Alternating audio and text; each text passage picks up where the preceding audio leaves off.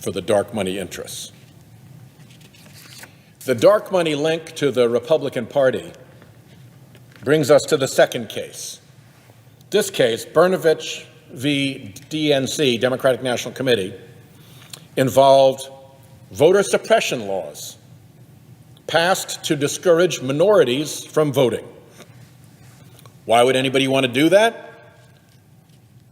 Because today's Republican Party has settled on voter suppression as its path to power. Across the country, you see it. Republican-controlled legislatures have swiveled in unison to pass voter suppression laws in their states, all at once, as if on signal. And guess what? Dark money groups have been caught taking credit for this coordinated swivel, describing how they worked through local sentinels, describing how they drafted the legislation for the local Republicans, and describing how they were able to do so surreptitiously. The voter suppression fixation of Republicans in all these state legislative bodies is quite plainly a coordinated activity. And equally plainly, it has the dark money apparatus behind it.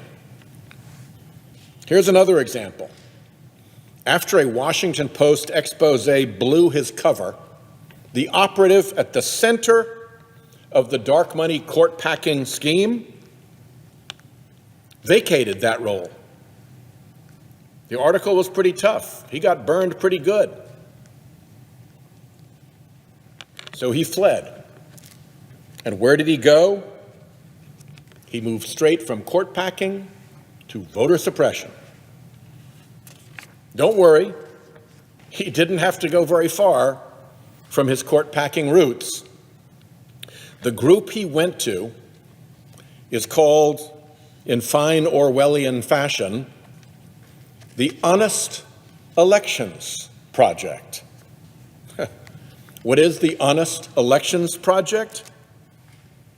It's a corporate rebranding of something called the Judicial Education Project, which is in turn the corporate sibling of, yup, you guessed it, the Judicial Crisis Network, the group that was getting the $17 million checks to run the court capture, dark money advertising campaigns. The former court packing group is the corporate kin of the Honest Elections voter suppression group, and the same guy just hopped from the one to the other.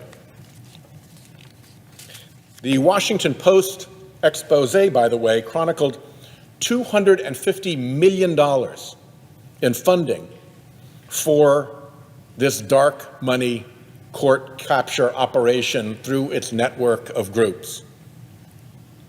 So whoever is behind this, they're not playing around.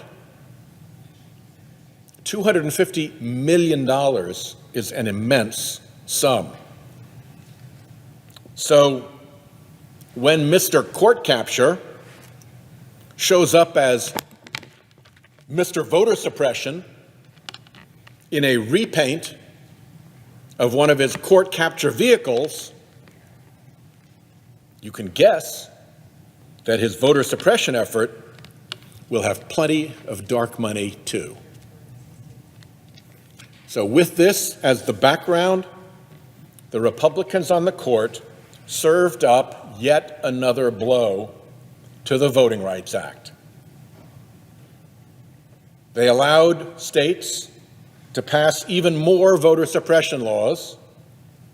They allowed them to pass even voting laws conceded to impede minority voting. The purpose of the Voting Rights Act is to protect voters' rights to the polls, and particularly minority voters' rights to the polls, because of decades of discrimination and suppression that kept minority voters away from the polls. In this case, they said, no, it's okay. If the decision is conceded to fall unfairly on minority voters, still good.